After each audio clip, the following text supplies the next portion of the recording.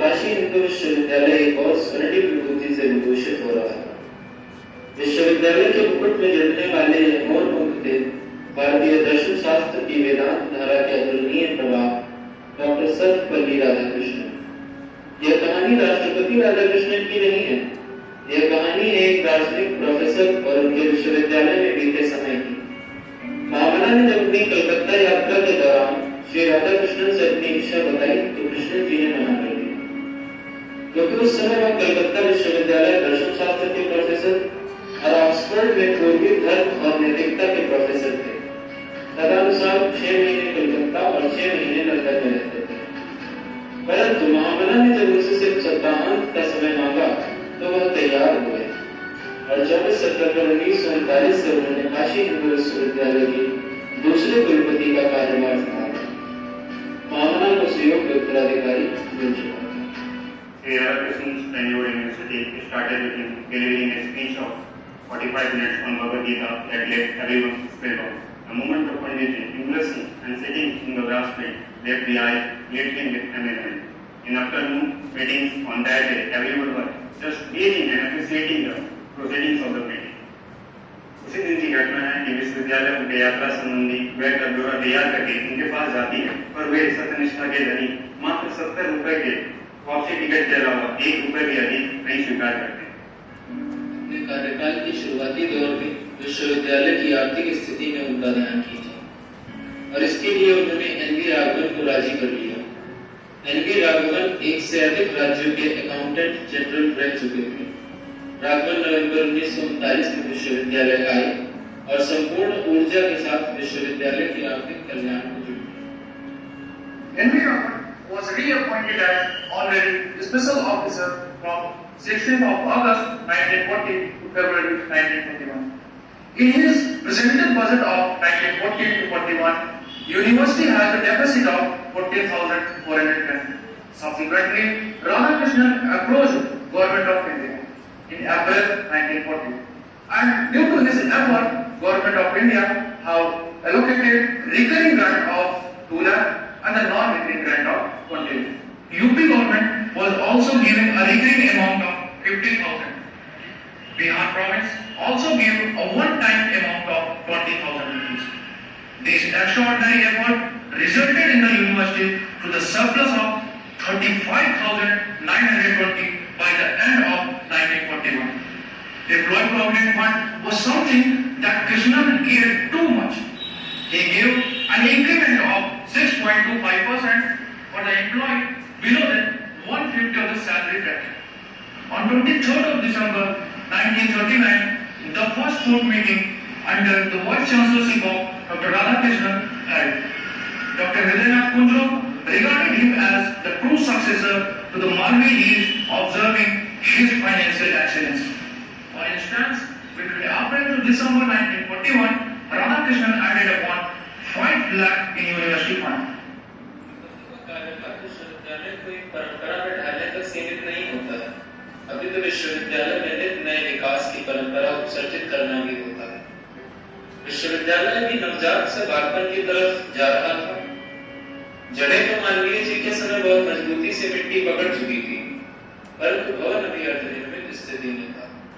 यह कारोबार कृष्णन जी ने अपने बलशाली कंधों पर उठाया। महामना का लगाया और पानी दिया पौधा कृष्णन के प्रयासों से वृक्ष बनने की तरफ चल पड़ा था। आइए देखते हैं उनके शुरुआती कार्यकाल की विकास। जब डॉक्टर सर्वपल्ली राधाकृष्णन को बनारस हिंदू विश्वविद्यालय का कुलपति बनाया गया, उनकी अध्यक्षता में एक उच्च स्तरीय कमेटी का गठन भी किया गया था।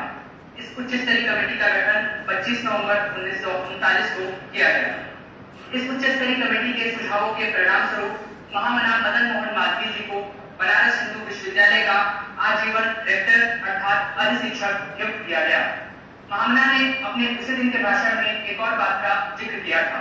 महामना की इच्छा थी कि पॉलिटेक्निक इंस्टीट्यूट ऑफ लंदन के समतुल्य ही बनारस हिंदू विश्वविद्यालय में भी कॉलेज ऑफ टेक्नोलॉजी की स्थापना की जाए, जिसके अंदर इंडस्ट्रियल केमिस्ट्री, फार्मास्यूटिक्स और ग्लास टेक्नोलॉजी का अध्ययन अध्यापन कराया जाने का विचार था। और सौभाग्य देखिए, अगले महीने 21 दिसंबर 1939 को इस कॉलेज ऑफ टेक्नोलॉजी की स्थापना भी हो जाती है। बनारस हिंदू विश्वविद्यालय के 22वें वार्षिक दीक्षांत समारोह के अवसर पर महामना मदन मोहन मालवीय जी ने 2 महान विभूतियों को भी आमंत्रित किया था। पहले थे जोधपुर के महाराजा उन्नेत सिंह और दूसरे थे पटियाला के महाराजा ज्ञानवेंद्र सिंह। दोनों ही महान विभूतियों को महामना मदन मोहन मालवीय जी ने डॉक्टर ऑफ लॉ की उपाधि से सम्मानित भी किया। उस दीक्षांत समारोह की अध्यक्षता उत्तर प्रदेश के तत्कालीन गवर्नर सर मॉरिस ने की थी। महाराजा उन्नेत सिंह ने उसी समय इंस्टीट्यूट ऑफ एग्रीकल्चर की भी अनावरण किया था। 2 दिवस बाद 25 दिसंबर था। 25 दिसंबर को महामना का जन्म दिवस था। महाराजा उन्नेत सिंह ने भेंट स्वरूप स्नेहपूर्वक महामना को 5000 रुपए की धनराशि प्रदान की और महामना की उदारता देखिए उन्होंने सारी धनराशि बनारस हिंदू विश्वविद्यालय के दान कोष को समर्पित कर दी। सन 1940 में विश्व युद्ध के कारण कुलपति डॉक्टर सर्वपल्ली राधाकृष्णन इंग्लैंड नहीं गए थे। परिणाम स्वरूप वह अपनी कार्यकुशलता को बीएचयू में और अधिक समर्पित कर पाए। इसी दौरान कोचीन के राजा ने 10,000 रुपए की राशि प्रदान कर कुलपति के निवास के लिए कोचीन हाउस का निर्माण करवाया था तथा इसी दौरान बॉम्बे के माथुरदास सेशन जी ने 1 लाख रुपए की राशि प्रदान कर वाणिज्य संकाय की आधारशिला रखी। डॉक्टर सर्वपल्ली राधाकृष्णन के कार्यकाल के दौरान ही सिरेमिक तकनीक तथा LLM की पढ़ाई सन 1940 में शुरू की गई थी। प्रो वाइस चांसलर राजा ज्वाला प्रसाद ने सन 1940 में बीएचयू की सीमाओं का निर्माण करवाया था तथा उसी वर्ष नवंबर माह में बलरामपुर के महाराज के द्वारा विश्वविद्यालय के नए द्वार का भव्य निर्माण पूरा हुआ था। शैक्षणिक कृति की प्रथम तो पहचान होती है वहाँ अध्यापन करने वाले गुरुजन और अध्ययनरत शिष्य। विश्वविद्यालय का यश वहाँ के वातानुकूलित कमरे, आरामदायक कुर्सियां नहीं होती, उनका यश होता है वहाँ बहती हुई ज्ञान गंगा। आज अगर हमारे इस उपवन को सर्व विद्या की राजधानी कहा जाता है तो सहज ही इस ज्ञान गंगा के पीछे राधा कृष्ण जैसी गंगोत्रियों का निरंतर तप है। कृष्ण इस तपोस्थली में संपूर्ण संसार का ज्ञान प्रवाहित करना चाहते थे। इसके लिए उन्होंने विभिन्न व्यवस्थाएं करवाई और उन्हें सहयोग भी प्राप्त। आइए इस पर प्रकाश डालें। डॉक्टर सर्वपल्ली राधाकृष्णन के कार्यकाल के दौरान विभिन्न शैक्षणिक चेयर्स का निर्माण कराया गया, जिसमें बड़ौदा के महाराज सयाजी राव द्वारा 15,000 की फंडिंग कराई गई, जिसका उपयोग Sayaji Rao chairs of Indian civilization and culture का निर्माण कराने के लिए बनाया गया। इसी निर्माण श्रृंखला में मयूरभंज के महाराज प्रताप सिंह भंज द्वारा अपने पिता के नाम पर 18,000 की फंडिंग कराई गई, जिसका उपयोग महाराज श्री रामचंद्र भंज दियो chairs of Sanskrit language and literature का निर्माण कराने के लिए किया गया। उसी समय महाराज होलकर द्वारा 24,000 की धनराशि से होलकर भवन का निर्माण हुआ, जिसका उपयोग विदेश से आने वाले विजिटिंग प्रोफेसर्स के ठहरने के लिए उचित स्थान उपलब्ध कराना था। यह डॉक्टर राधाकृष्णन जी के शुरुआती कार्यकाल के शैक्षणिक विकास का संक्षिप्त वर्णन है। विश्व युद्ध चल रहा था। आज ही भारत में स्वतंत्रता आंदोलन क्रांति युद्ध चल रहा था। आजाद भारत अब क्षितिज से नजदीक आकर दिख रहा था। आवश्यकता थी उभरते भारत को राह देने की। आवश्यकता और कृष्णन का मेल तो सदैव भी होता दिखता है। अतएव राधाकृष्णन एक राष्ट्र निर्माता की भूमिका में उभरे। उन्हें प्रजातंत्र में बहुत आस्था थी। वे कहते हैं राज्य का मूल्य उसकी संपदा से नहीं अपितु इससे है कि वह अपने लोगों को कितना प्रसन्न महसूस कराता है। यह खुशी किसी सत्ता के गिरने या बढ़ने से काफी अधिक होती है। उनके विचारों में विश्वविद्यालय ऐसा स्थान है जहाँ राष्ट्र निर्माताओं का सृजन होता है, जहाँ उनके अंदर नैतिक मूल्यों का विकास कराया जाता है। हम जहाँ इस समय बैठे हैं वह जरा ऐतिहासिक रूप से नहीं है। अंत में इतना कहना चाहूंगा कि रानी लक्ष्मीबाई ने एक बार महंत गंगादास से पूछा था कि क्या स्वराज्य मेरे जीवन काल में स्थापित हो जाएगा, तो श्री गंगादास जी ने कहा कि यह मोह क्यों, तुमने आरंभ किए हुए कार्य को आगे बढ़ा दिया है। नींव के पत्थर भवन को नहीं देख पाते, परंतु भवन खड़ा होता है उनके सहारे जो नींव में रखे।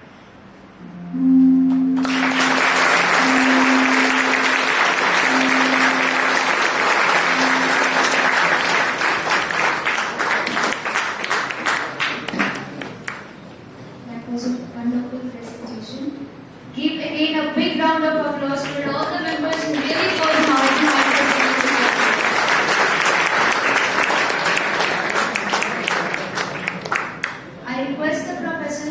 take their seats, and very sorry for the inconvenience caused.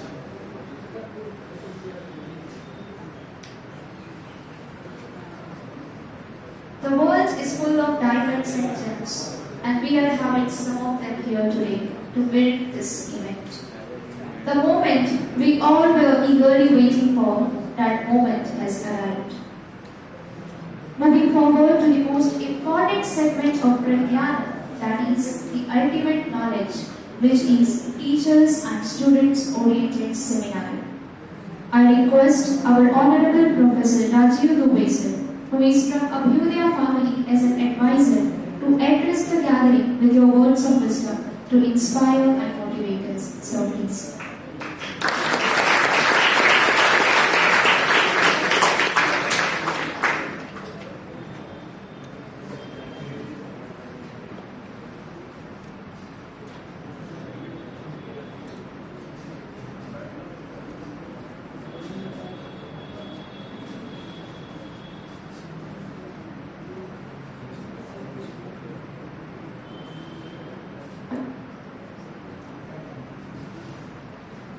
Just सामाजिक विज्ञान के मूल सुधार आदरणीय सराहनीय पाठक, सामाजिक विज्ञान के संकाय प्रमुख पर हमारे वरिष्ठ mentor mister Abdul Joshi sir और मेरे प्रिय छात्र,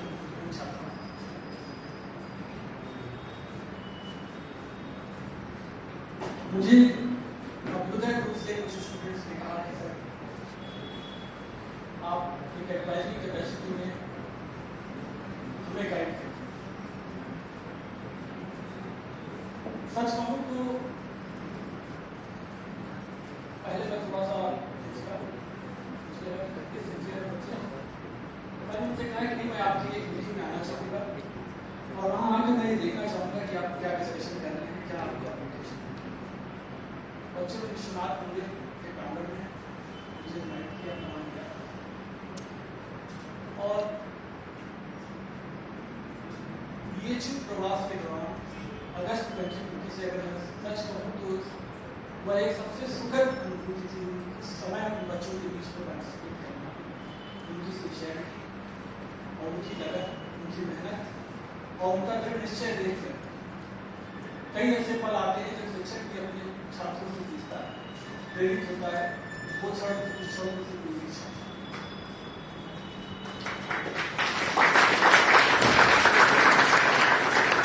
आप सब देख रहे हैं कि अभ्युदय ग्रुप के जो बच्चे हैं वो भी डिसिप्लिन तरीके से हमारे बीच में है, बहुत अच्छा संचालन, जिस तरीके की डॉक्यूमेंट्री उन्होंने अभी डिस्प्ले किया, अगर सच कहा जाए कि अपने आप में एक एग्जाम्पलरी परफॉर्मेंस है।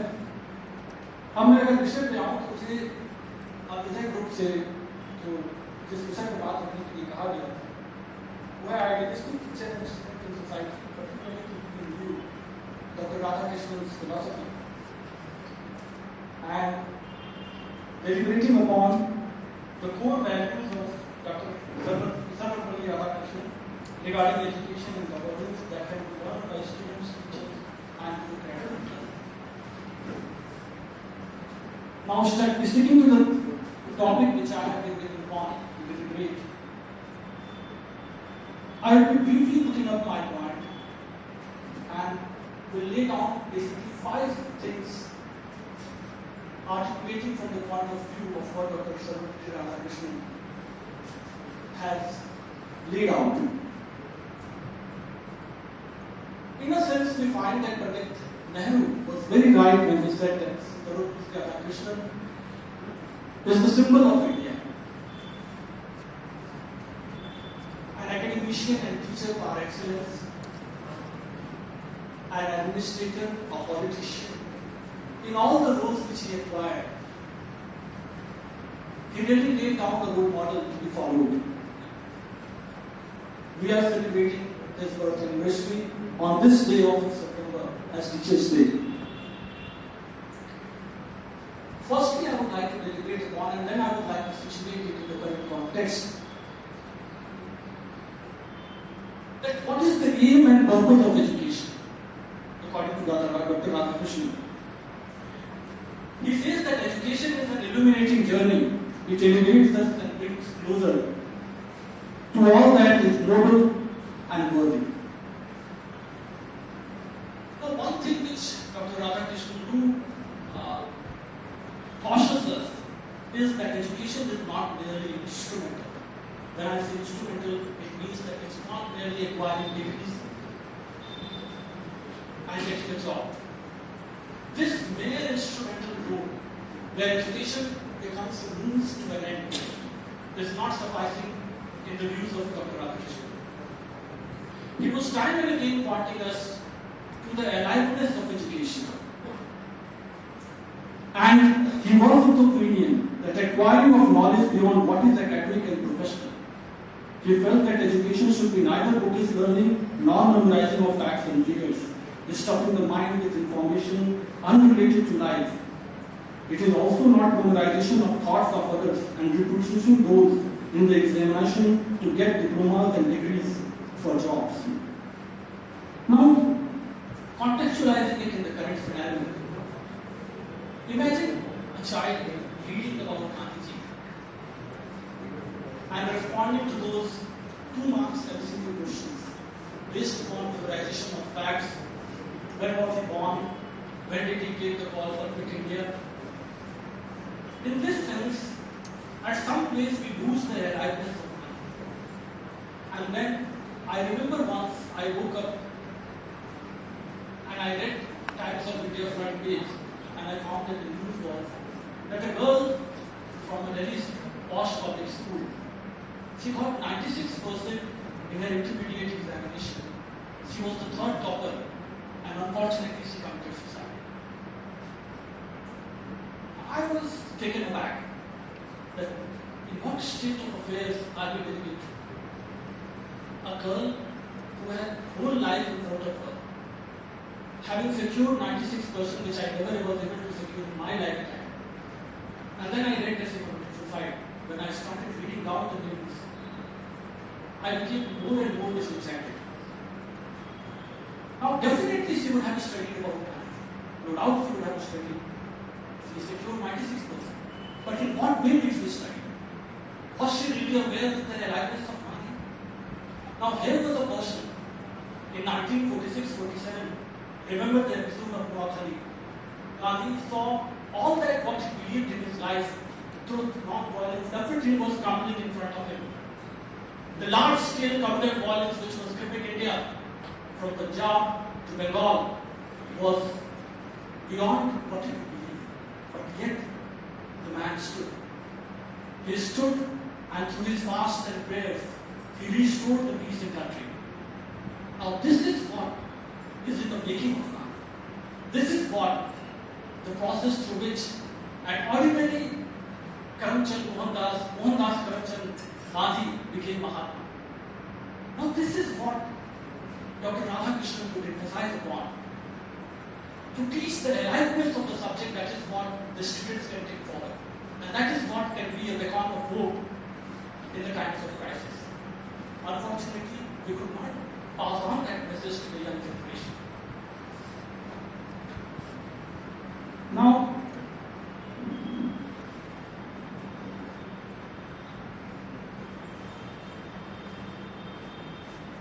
if we come on to the second seminal point which we find in the writings of Dr. Sarvapalli Radhakrishnan, and that is equally echoed in the writings of Gandhiji, was integral education. Many of you are aspiring for civil services. And one important attribute which UPSC or civil, which UPSC desperately looks into the young aspirants is the quality of integrity. And what do we mean by integrity? If there is a synergy between your mansa, vacha and karma, if there is a synergy between what you are saying, what you are thinking, and what you are doing, it means that you are a man of integrity. Unfortunately, this is the biggest crisis in our education system. And as a result, we see the large-scale corruption which has gripped the society. Integrity cannot be learned in a coaching class. Integrity cannot be just taught through the curriculums. Integrity is something which is model, which Joshi was telling the teacher has to display from different time. Integrity is something which we cannot camouflage, we cannot hide it. Even my 10 years old son, sometimes I try to trick him and he immediately gets hold of me.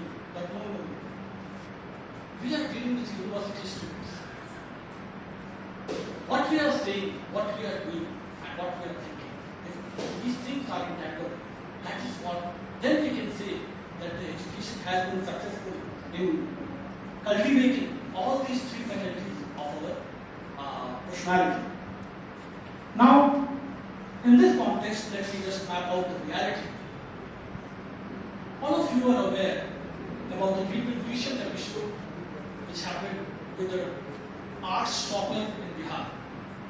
She was a student of home science. One fine morning, she was declared a topper. Media rushed to her home and very shyly she said, "Maine to Papa se pass kar."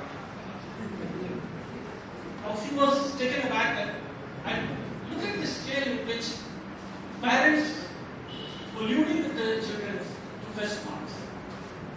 Now that is something which definitely is not going to lay down a good example.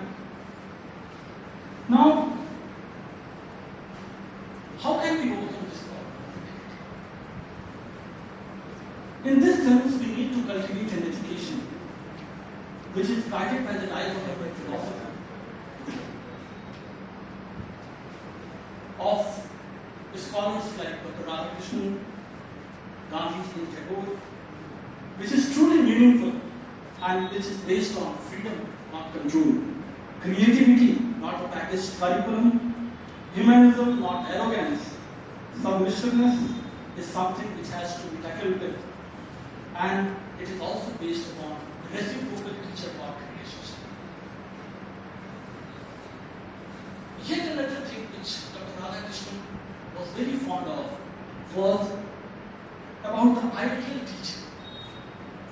And in Dr. Radhakrishnan's view, an ideal teacher, in his views on the ideal teacher, we find that most of us from the morning, this is the third program we are attending, but unfortunately, Dr. Radhakrishnan would have not agreed to our endeavor of idolizing teacher.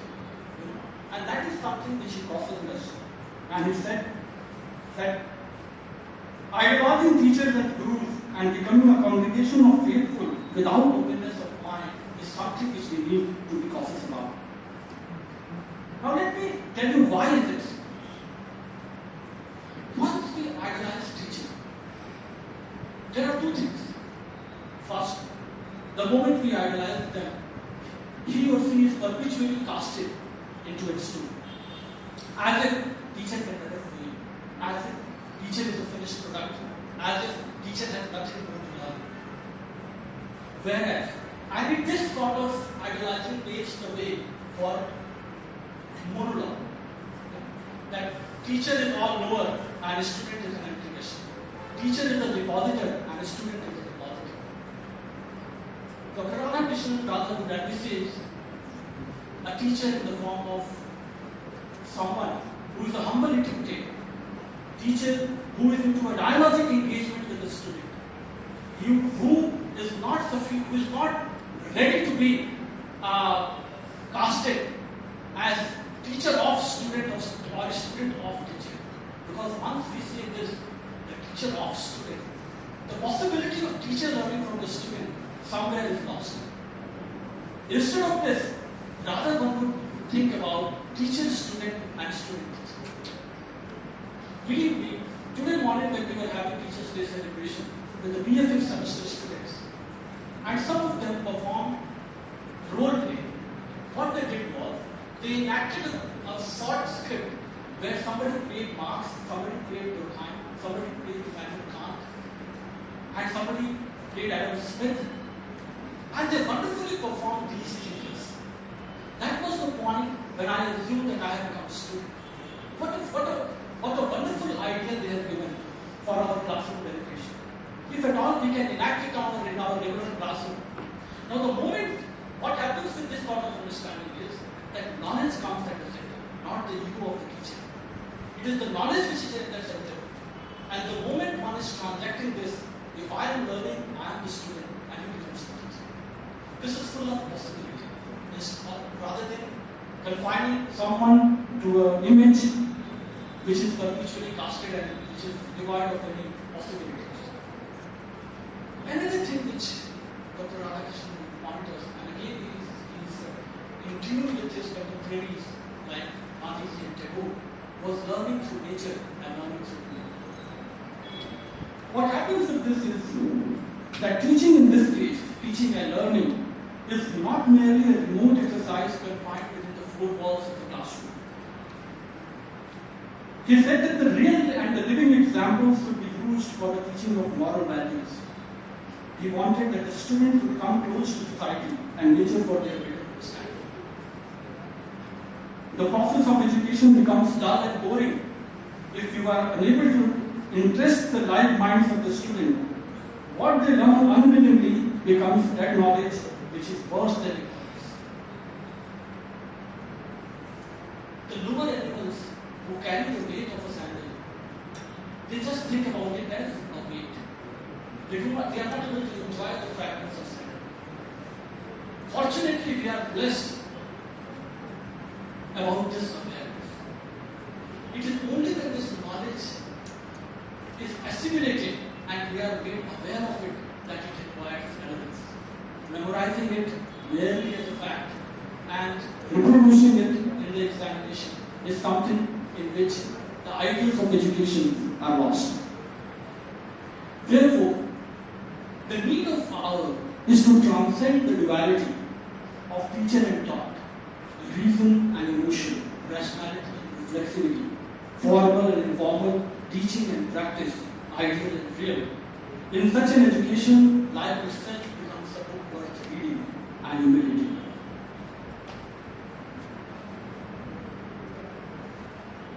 One point which I particularly liked about Dr. Radhakrishnan's philosophy is the way he has looked at the possibilities of rooting in the teaching and education. Now this is a job which has always been looked into, has always been accorded a high esteem. Doctors, teachers have been valued in society because it was not merely a profession, it is a vocation, and vocation always is chosen by one's God. This discussion came up in the delegation again in one of the programs in morning.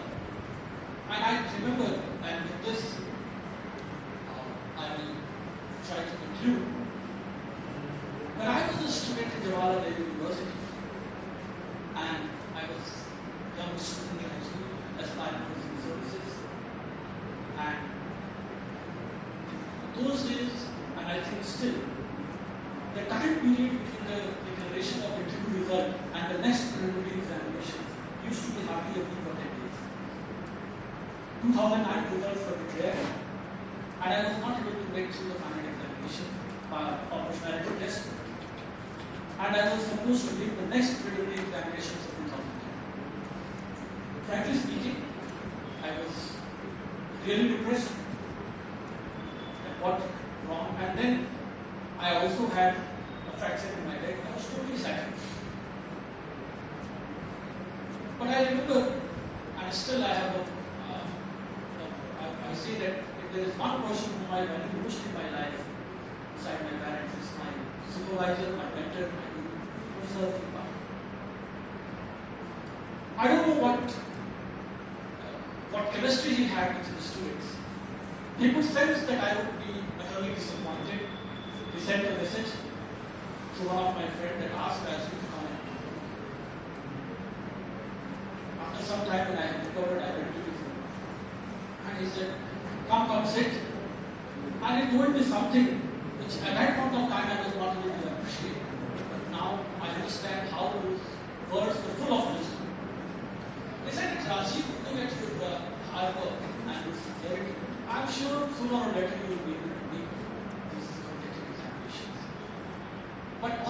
one thing in mind. That choose a vocation which is in tune to your personality. Because two constables will tell you, this glamour will last for a year or two. After that, what will remain is the enjoyment of vocation. In the morning, if you feel like going to the job, in the evening, if you feel contented that yes, you have done your while. I could not understand it because at that point of time I had not opted for vocation. But I pay my respect to my teacher. That every time when I entered in the classroom, every time I had the opportunity to interact with the young minds like you, full of possibilities, I remember those words full of wisdom. The contentment which I draw, the satisfaction which I have is unparalleled. Thank you so much for giving the patient hearing to me.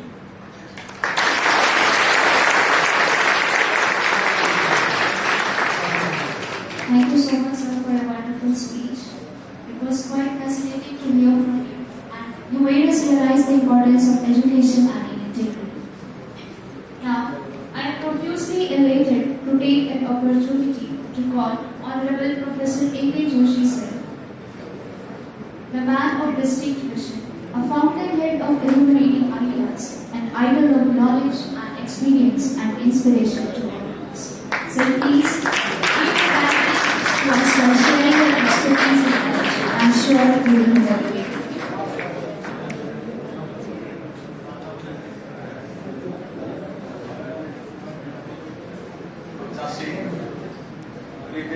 Professor Ram Ramesh Pathak जी,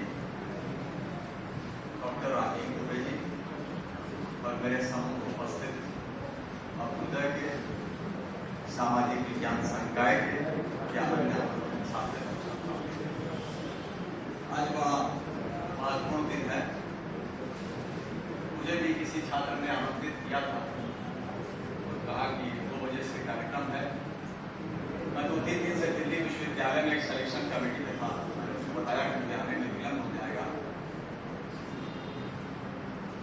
फिर उसने बताया 2 बजे है, तो मुझे लगा कि अगर छात्र बुलाता है तो शिक्षक को आना चाहिए।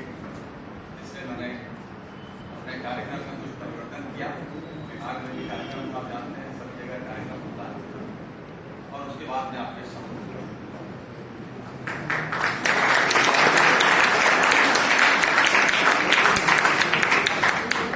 काशी हिंदू विश्वविद्यालय आप जानते हैं, जहां पढ़ रहे हैं, एक महत्वपूर्ण विश्वविद्यालय है।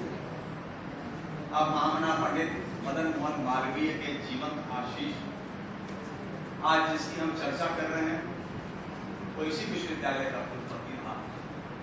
उसने यहीं पर पढ़ाया। हम लोग छोटे थे तब, जब राधा कृष्णन जो थे राष्ट्रपति थे। मैं 1960 में इस काशी हिंदू विश्वविद्यालय में आया अपने पिताजी के साथ। मेरी सारी शिक्षा दीक्षा 60 से लेकर के आज तक जो मैंने 42 साल पढ़ाया, तो इसी विश्वविद्यालय के प्रांगण में ही सब कुछ। तो हम लोगों को ज्यादा सुनने को मिलता था। शुरू में तो हम लोग को समझ में नहीं आता था, लेकिन आप जानते हैं विश्वविद्यालय का परिवार बहुत छोटा हम लोगों के समय। राधा कृष्णन की बात हो, वाल्मीकि जी की बात हो, विश्वविद्यालय में आने वाले तमाम राजनेताओं की बात हम लोगों ने बहुत से लोगों को देखा भी था। मुझे याद है लास्ट में खान अब्दुल गफ्फार खान है, हम लोग गए बोले किसी मल्टीपर्पज जो है क्रिकेट ग्राउंड, वहाँ हम लोग गए। तो उस समय इस तरह की बहुत से बच्चों के मन में कुतूहल हुआ करता। मुझे वो भी दिन याद है जब दीनदयाल उपाध्याय जी मृत पाए गए थे मुगलसराय में, कैसे चुपके चुपके चर्चा हो रही थी लोगों के बीच।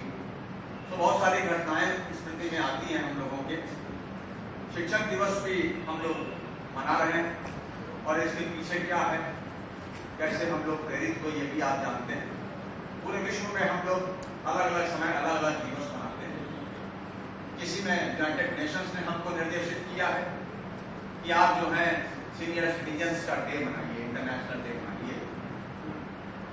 आप जो है माता पिता के दिवस को मनाइए, आप गर्ल चाइल्ड के दिवस को मनाइए, यूथ के दिवस को मनाइए। हमारे देश ने भी बहुत सारे निर्देश दिए और बहुत सारे लोगों के दिवस को मनाते हैं, जयंती को मनाते हैं। राधा कृष्णन जब बहुत बीमार हो गए जीवन के अंतिम समय में, तो तो बहुत सारे शिष्य उनके पास खड़े थे। तो उन्होंने कहा कि जो मेरा जन्मदिन जो है तुम लोग मनाने की बात कर रहे हो, मेरे जन्मदिन को शिक्षक दिवस के रूप में मनाओ तो मैं मानूंगा कि मेरे प्रति अगाध श्रद्धा, भक्ति और सम्मान तुम लोगों के मन में। और तब से शिक्षक दिवस आज के दिन मनाया जाने लगा। शिक्षक दिवस जो है वो ये एक अवसर है आपके सामने, लेकिन अभी राजीव जी ने बहुत सारी बातें आपको बताई है, मैं उसी बात को और आगे बढ़ाऊंगा। राधा कृष्ण ने क्या कहा, परिस्थितियां बहुत तरह की हैं और विद्वान बहुत तरह से उनको देखते भी। कोई आपकी प्रसिद्धि पा जाता है तो उसके पीछे भी सहयोग भी होता है, बहुत सारे कारक भी होते हैं, उसकी मेहनत भी होती है। परिस्थितियां, हमारा जो जीवन है वो एक नए तरह का है। जिस ज्ञान की हम बात कर रहे हैं, इस ज्ञान में गतिशीलता होनी चाहिए। हम यदि ज्ञान को स्थिर कर देंगे तो हम कभी भी सफल नहीं हो सकते। हमारे देश के मनुष्यों ने जो बात कही, उसी बात को पूरे विश्व ने आगे बढ़ाया, किसी ने कोई नई बात नहीं। कभी भी आप देखिएगा, आप जब उस साहित्य को पढ़ेंगे, उन वेदों को पढ़ेंगे, ग्रंथों को पढ़ेंगे, उपनिषदों को पढ़ेंगे, तब मालूम चलेगा उसी में से सारा का सारा मैटर लिया गया है। चाहे वो राष्ट्रीय शिक्षा नीति हो, चाहे विश्व के अनेक देशों में जो भी महान विचारक बोल रहे हैं, पूरा के भारतीय सनातन संस्कृति के तथ्यों को और तत्वों को नए तरह से परिभाषित करके आपके सामने रख रहे हैं। हमारा आत्मसम्मान जो है घट गया, हमें जो है इंफीरियरिटी कॉम्प्लेक्स आ गया। हमको ये लगने लगा कि विश्व का जो कुछ भी ज्ञान है वो पश्चिम में है, और आज ये तथ्य प्रमाणित कर रहे हैं कि जो कुछ भी ज्ञान है आधुनिकतम, वो सारा का सारा भारत का ज्ञान, भारत के ज्ञान को ही चुरा करके वो सब महिमा मंडित हो गए। और हम भी करते रहे, आज भी कर रहे हैं, क्योंकि हमारा जो माइंड सेट है आज भी कॉलोनियल है। हम आज भी उन्हीं को बहुत बड़ा, उन्हीं को महान समझते हैं। किसी भी विषय से शुरू कर सकते हैं आप। आज शिक्षक दिवस है और मैंने एक जगह भाषण दिया, शिक्षक शून्य से प्रारंभ होने वाले छात्र के जीवन में कहाँ शून्य को और जोड़ना है, आगे कि पीछे, उस आधार पर उसको नई राह दिखाता है, उसको सफलता के मार्ग पर चलाता है। आप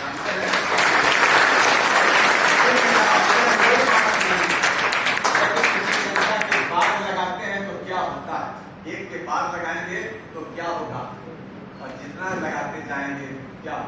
और हम कल्पना भी करते हैं कि हमारे जीवन में सफलताओं के साथ आगे चला है। शून्य की खोज किसने की? शून्य की खोज नहीं होती तो कंप्यूटर की खोज नहीं होती, शून्य की खोज नहीं होती तो गणित, खगोल, ज्योतिष, कोई भी विज्ञान आगे नहीं बढ़ता। राजीव जी समाजशास्त्र पढ़ाते हैं, मैं भी पढ़ाता हूँ। सभी विज्ञानों का आधार अगस्त कॉम्ट कहता है। इसिडोर अगस्त मेरी फ्रैंकोइस जेवियर कॉम्ट, ये नाम है उसका। विषय अगर पढ़ते हैं तो विषय को के जो प्रवर्तक हैं, जिनको जनक करते हैं, उनका पूरा नाम भी मालूम होना चाहिए। हमें अपने देश के बारे में ही नहीं मालूम। बहुत सारे राज्यों का उल्लेख कर दूं, स्थानों का उल्लेख कर दूं, आज भी जनजातियों का उल्लेख कर दूं, आप बता नहीं पाएंगे कि हमारे देश में परमाणु की खोज वो भी भारतवर्ष में हुई। सर्जरी की जो आधुनिकतम खोज है, सुश्रुत और चरक को पढ़िए, उसमें आपको मालूम चल जाएगा चिकित्सा विज्ञान की खोज और गर्भ में शिशु का जो विकास होता है उसका ड्राइंग उस समय का बनाया हुआ है उन विद्वानों के द्वारा। आज वो अल्ट्रासोनोग्राफी के द्वारा दिखा रहे हैं, वो 2-3 हजार वर्ष को उन्होंने दिखा दिया, वो ड्राइंग भी उपलब्ध है। मजे की बात तो ये भी, इतना ही नहीं, हम लोग ये गर्व से नहीं कह पाते कि भारत की खोज किसने की। हम तो उसी विदेशी को देखते हैं, उसको कहते हैं कि भारत की खोज उसने की, जबकि ऐसा नहीं। हमारे देश का एक गुजराती व्यापारी जा रहा, आपको मालूम होगा कि हमारे गुरुकुल में बहुत तरह की शिक्षाएं दी जाती थी। भारत के गुरुकुल को पढ़िएगा, गुरुकुल की परंपरा को पढ़िएगा। जब अंग्रेजों ने पहला विद्यालय खोला है, इस देश में कई हजार गुरुकुल थे और अनेक प्रमाण मिलते हैं इस समय, जिसमें मेघालय का प्रमाण भी मिलता है, जिसमें वो कहता है कि भारत की शिक्षा व्यवस्था कितनी सुदृढ़ है। और हमको क्या करना चाहिए कि ये व्यवस्था टूट जाए, इस समाज में जो ताना बाना है इसको भी किसी तरह से तोड़ दिया जाए। तोड़ दिया, जाति व्यवस्था को सामने रख के तोड़ दिया, हमने एक दूसरे पे संदेह होता और हम में से बहुत सारे लोग मान के चलते हैं कि इस देश में ऐसी व्यवस्था थी जिससे बहुत अत्याचार होता है, तो उसको देखने और सोचने समझने की कोशिश नहीं करते कि कौन सी परिस्थिति थी, किस कालखंड में ऐसा हुआ। और आज अगर हम समाज विज्ञान के छात्र ज्यादा हैं इसमें या सभी हैं, समाज विज्ञान को समझने की आवश्यकता है। अगर आपकी दृष्टि छोटी है तभी आगे नहीं बढ़ पाएंगे। यदि आप विषय को छोटी दृष्टि से देख रहे हैं, केंद्रित होकर के देख रहे हैं, जिससे बहुत सारे लोग कहते हैं अर्जुन की तरह से लक्ष्य को देखो। लक्ष्य को देखना ठीक है, लेकिन उस लक्ष्य के लिए अपने को अनुरूप भी बनाना होगा, जो बहुत सारी चीजों को देख करके आप नहीं बना सकता। तो आप उसी छोटी दृष्टि से देख रहे हैं और उसका यह परिणाम है कि आज 75 वर्षों के बाद आजादी के अमृत महोत्सव को मनाने के बाद भी उनमें से अधिकांश लोग उन विविध प्रावधानों को नहीं पाए हैं जो उनको पाना चाहिए। हमें से अधिकांश लोगों के मानवाधिकार का हनन हो रहा है। हमें से अधिकांश लोग विविध प्रकार से निरोधकाम के शिकार हैं। जैसा हमें होना चाहिए था वैसा हम हो नहीं पाए। हम हजारों वर्ष वैसे थे, उसके बाद हम जैसे हुए उससे हम उबर नहीं पाए, आगे बढ़ नहीं पाए। तो हमको आगे बढ़ना है। हम ये मान के चलते हैं कि न्यूटन ने गुरुत्वाकर्षण की खोज की। जरा पढ़िएगा, भारतीय मनीषियों को बताएंगे कि पृथ्वी से ऊपर फेंकी गई कोई भी चीज गुरुत्वाकर्षण के कारण नीचे आती है। वो सिद्धांत भी हमारे यहाँ, हमने संस्कृत पढ़ना छोड़ दिया, पाली पढ़ना छोड़ दिया, प्राकृत पढ़ना छोड़ दिया, सब हमने छोड़ दिया। हमारे धर्म ग्रंथों को जुड़ा करके उसको पढ़ करके उन लोगों ने उस अनुरूप व्यवस्था बनाई, जिसको हम काल्पनिक समझ रहे थे, मिथ समझते थे, वो सब के सब सच्चाई के रूप में आपके सामने आ रहा है, वो आधार है। तो सब हमारे देश की जो इस व्यवस्था थी, जो शिक्षा की व्यवस्था थी, उसमें बहुत सारी बातें कही गई। हम जिनकी आज चर्चा कर रहे हैं, पूरा विश्व परेशान है और हम ये समझ नहीं पा रहे हैं कि विश्व इसलिए परेशान है कि उसको शोषण करना, उसको ये देखना है कि दूसरे देश हमारी तुलना में आगे न बढ़ने पाए। हमको दबा दिया, हमको बढ़ने नहीं दे रहा है। विश्व के अनेक देशों को बढ़ने नहीं देते हैं। हजारों टायर अभी चला दिया उन लोगों ने। यूक्रेन में लगातार बमबारी हो रही है क्योंकि एक्सपायरी डेट आ गई है उन सब बमों और शस्त्रों की, तो वो सब लगातार चला रहे हैं, कहीं उल्लेख नहीं कर रहे हैं कि प्रदूषण हो रहा है।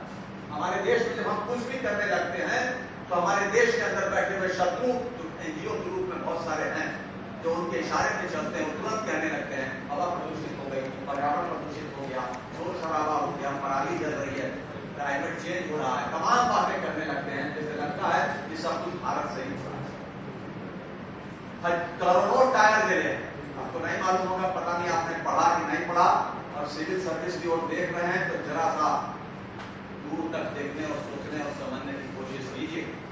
जितना प्रदूषण वो करते हैं उसको देख लीजिए, आपको समझ में आ जाएगा। और हमारे देश के 2-3 हजार वर्ष के पुराने इतिहास और ग्रंथों को पढ़िए, जिसमें यह कहा गया है पृथ्वी या पर्यावरण देने के साथ साथ कुछ प्राप्त करने की भी अपेक्षा करता है मनुष्य। और हम उस समय बात कर रहे हैं कि एक वृक्ष 10 पुत्र समाना। जिस संस्कृति में पुत्रों का बहुत महत्व बताया गया है, कहते हैं कि पुत्र जो है पूर्ण नाम के नरक से रक्षा करता है। एक पेड़ लगाएंगे तो 10 पुत्र के समान जो है लाभ प्राप्त करेंगे। उस दृष्टि देखिए, उस दृष्टि में देखिए कि नदियों के साथ कैसे व्यवहार करना है, कुंडों के साथ कैसे व्यवहार करना है, तालाब के साथ कैसे व्यवहार करना है, तब आपको समझ में आ जाए। उस जमाने में जब प्रदूषण नहीं था, प्रदूषण को रोकने की बात कही गई। नदी में यदि आप नहा रहे हैं और थूकना है संयोग से, तो कैसे कपड़े के अंदर थूके, जो वस्त्र आप लिए हैं उसी में थूके, एक प्रतीक के तौर पर बताने की कोशिश की। तो वो जो दृष्टि है, जो आज समस्या है, वो सारी की सारी समस्या का समाधान हमारी भारतीय परंपरागत या भारतीय सनातन संस्कृति में सब साफ दिखाई देता। किसी भी विषय पर चर्चा करेंगे, समस्त सामग्री उपलब्ध है। जिस नैतिकता की बात राधा कृष्णन कर रहे हैं, जिस नैतिकता की बात आज पूरा विश्व कर रहा है, उस नैतिकता की बात हमारे विश्वविद्यालय के संस्थापक मदन मोहन मालवीय ने कही, महात्मा गांधी ने कही, विवेकानंद ने कही। आज पूरा विश्व देख रहा है शिक्षा कैसी होनी चाहिए। तुमने शिक्षा को बर्बाद कर दिया, तुमने गुरुकुल की पद्धति को बर्बाद कर दिया, गुरु शिष्य परंपरा को समाप्त कर दिया, एक व्यावसायिक संबंध स्थापित कर दिए। हम पैसा दिए हैं, हम पैसा पा रहे हैं। तुमको पढ़ना है पढ़ो, हमको पढ़ाना है पढ़ाएंगे, नहीं पढ़ना न मत पढ़ो, पढ़ाना है नहीं पढ़ाएंगे, सब इसी तरह के विचार आते रहते हैं। वो प्रेम मधुर संबंध नहीं है। गुरुकुल में अध्यापक जो है वो अपने शिष्यों को देखता था, समझता था कि किसकी क्या आवश्यकता है, किसके अनुकूल है, वो कार्यों में उसमें कोई अगर कमी है, कमजोरी है, तो कैसे उसको प्रशिक्षित किया जाए। इतना ही नहीं, 25 वर्ष का जो जीवन है वो कैसे संयमित हो, ये बहुत बड़ी सोच है, ये बहुत बड़ा विचार है। आप नहीं समझते, अगर आप 25 साल तक अनुशासित रहेंगे तो जीवन में कभी आप नशा नहीं करेंगे। विश्वविद्यालय की गंभीर समस्या है नशा। 25 साल तक अनुशासित अगर आप रहेंगे तो आप निश्चित रूप से शिक्षा में सफलता प्राप्त करेंगे। आपको सभी मान सम्मान प्राप्त कर जो सोचेंगे वो आप कर पाएंगे।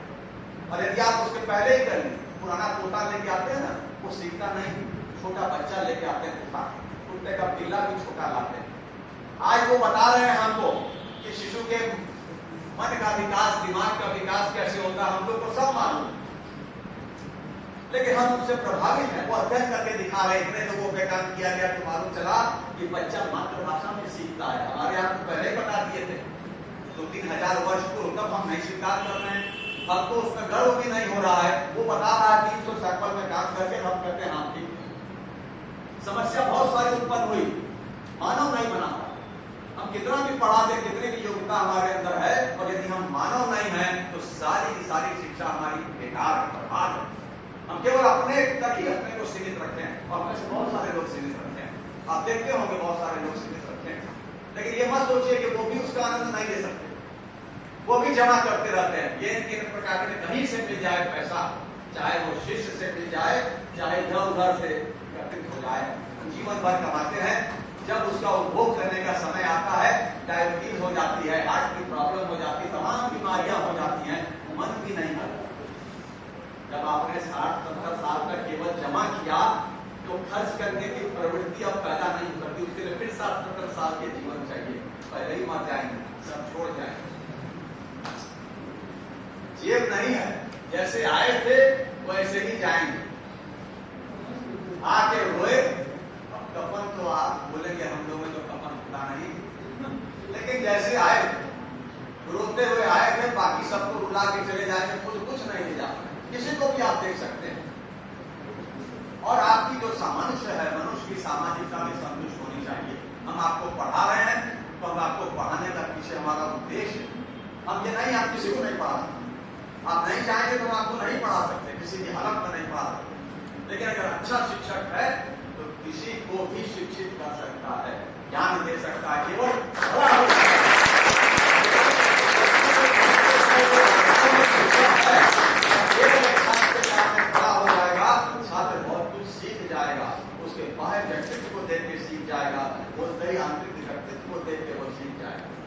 इसलिए शिक्षक जो है सबसे महत्वपूर्ण है, और शिक्षक इस पर ध्यान नहीं देते। पता भी नहीं चलेगा कि शिक्षक हैं कि कहीं और मजदूरी करते हैं, देखने में भी नहीं लगे। रोल मॉडल है, पान खा रहे हैं, नहाए धोए नहीं है, पता ही नहीं चल रहा है कि पढ़ाने आए हैं कि अभी सुनने जा रहे हैं। छात्र भी देखता, विश्वविद्यालय में सारी पान की दुकानें, सुनते ज्यादा सब हमने बंद करा दी। डॉक्टर में था, मैंने बहुत विरोध किया इस विश्वविद्यालय में, हमने बंद करा दिया। इसलिए बंद करा दिया कि विश्वविद्यालय का माहौल बहुत खराब, इतना खराब था कि आप कल्पना नहीं कर सकते हैं। जहाँ चैम्बर में, सभी चैम्बर में सिगरेट धुआं आ रहा था, स्टूडेंट लोग फूक रहे हैं, बाएं फूक रहे हैं, फूक रहे हैं। तो ये तो एक मान लीजिए सम्मान रूप से भी पी रहे हैं, मान लीजिए छिड़ के भी पी रहे हैं, अपने में पी रहे हैं, पान खा रहे हैं, लेकिन लड़का देखता है, छात्र देखता है, उससे प्रभावित होता है। माँ बाप को देख के भी प्रभावित होता है। कैसे सीखते हैं लोग ऐसा करते हैं? जब घर वाले सीखते रहते हैं, बच्चे भी सीखते हैं। पिताजी की स्मृति खैनी सब खा रहे हैं, और कई जगह हुक्का है, तो जरा हुक्का ताजा कर दो, यानी हुक्का बना तो पूरा लड़का भी उड़ाता है, फिर मजा आने लगता है, वो भी पीना शुरू कर देता है। 14-15 23% लोग तंबाकू खाते हैं उत्तर प्रदेश में। ये एक पुराना आंकड़ा है, 23%। और बाकी कितनी चीजें हैं उनका सेवन देख लीजिए, तो वे उसी से आता है। तो जब आप इस प्रकार से अपने को प्रदर्शित करते हैं तो वैसे ही लड़का भी बन जाता है। आपको सोचना चाहिए कि समय कितनी तेजी से बदल रहा है। हमारे समय जो समाज था आज वो पूरी तरह से बदल गया है। हमको भी बदलना होगा, शिक्षक को भी। आज का जो समाज है, वैश्वीकरण के दौर में जिस समाज में हम चल रहे हैं, उसके अनुरूप हमको बनना होगा। और हम अगर अनुरूप बनेंगे, उस ज्ञान में गतिशीलता देंगे, तब हम आपको गतिशीलता दे पाएंगे। अभी आप देखते होंगे राष्ट्रीय शिक्षा नीति सामने आई है, उसमें भी वो सब बातें कही गई है। जो मदन मोहन मालवीय से लेकर विवेकानंद, महात्मा गांधी और उसके पहले हमारे जो वेद उपनिषद है जो कह रहे हैं, विश्व के लोगों ने ये समझा कि संपूर्णता में व्यक्तित्व का विकास होना चाहिए, छात्र का केवल एक सीमित उद्देश्य नहीं होना चाहिए। लेकिन मैं उससे भी इनकार करता हूँ जिसमें लोग कहते हैं कि शिक्षा का मतलब रोजगार प्राप्त करना है। और अरे हर माँ बाप इसीलिए पढ़ा रहा है कि बच्चा अपने पैर पे खड़ा हो, उस परिवार के सामाजिक आर्थिक दायित्व को उठाने में सक्षम हो। बहुत अपेक्षा होती है बच्चों से, तो हम ये कभी नहीं करते। लेकिन अब ये भी नहीं है कि केवल कठोर या केवल जमा करने की प्रवृत्ति हो। जब कभी आप देखें जिसको आवश्यकता, और मुझे बहुत अच्छा लगता है लड़कों के बीच में जब जाता हूँ और देखता हूँ कि छात्र कैसे एक दूसरे को मदद करते हैं। ये पुराने समय से होते आए, हमारे समय में मनियादर नहीं आता था, हॉस्टल रहते थे, तो एक दूसरे को मदद करते थे, पैसा देते थे, देखो 10 तारीख के बाद आएगा तो हमको दे देना। किसी के पास आलू नहीं है, दोस्त आलू मांगता था, चावल है, चावल बना लिया है, सब्जी नहीं है, हर कमरे का घूमता था, आलू है, गुड़ है, कुछ है, कोई दे देता था, पाठा जी दे देते, कभी कभी ले भी